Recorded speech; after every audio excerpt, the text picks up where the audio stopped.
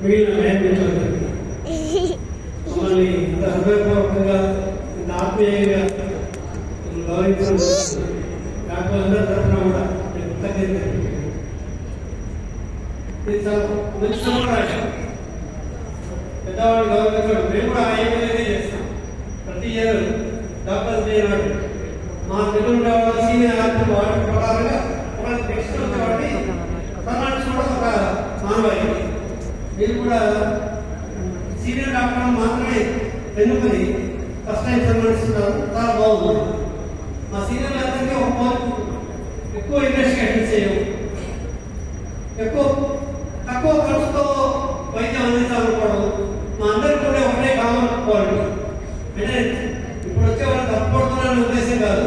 మాలో ఉండే కామన్ అంటే ఎక్కువ ఇన్వెస్టిగేట్ చేయకుండా తక్కువ ఖర్చుతో ఒక డయాగ్నోస్ చేసి విశ్వనాథరావు గారు ఎవరు లేని టైంలో అన్ని రకాల స్పెషాలిటీస్ కూడా తెచ్చారు. ఆర్థోపెడిక్స్, ఆర్థోపెడిక్స్ ఎవరు లేని టైంలో అన్ని సర్టిఫికెట్లు తెచ్చారు. మేము వచ్చిన మెడికల్ స్పెషాలిటీస్ కార్డియాలజీ అన్ని స్పెషలిస్ట్ వస్తున్నారు. ఖర్చు కూడా పెరుగుతుంది, కొంత ఇబ్బందులు కూడా అవుతుంది. అయినా కూడా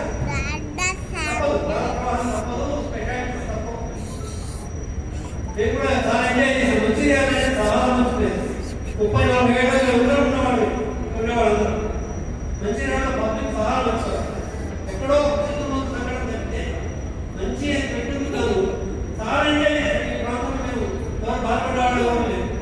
మేము మంచిర్యాల దగ్గర సింగరేణి కాలేజ్ ఏం లేదు. All enjoy.